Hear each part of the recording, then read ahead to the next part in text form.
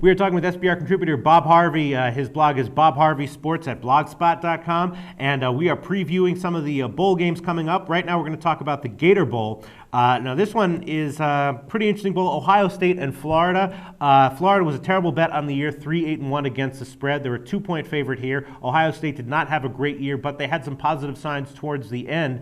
In general, I would be leaning towards Ohio State. The only thing that makes me a little bit nervous, I guess, is the Big Ten SEC conference thing there. Ohio State has a freshman quarterback that's been improving as the year has gone on, whereas Florida has a senior quarterback who dealt with a concussion at the end of the year. So my lean would be Ohio State +2. It wouldn't be that strong, but it would be pretty moderate. What's your take on this game?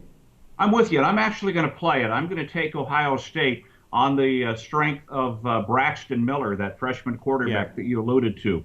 Led the team in passing with just under 1,000, led the team in rushing with just under 700. He's the best player on the field, and with everything else being equal, I think you go with the best player on the field, a guy who can be a playmaker both with his legs and with his arm.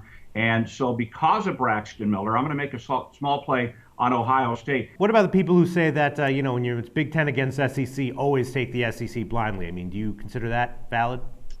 No, I don't. In this case, I especially would stay away from the SEC. You mentioned Brantley, the quarterback who suffered the concussion. He also had a real bad high ankle sprain earlier in the year that kept him out for about 4 games in the middle part of the season. Brantley can't go.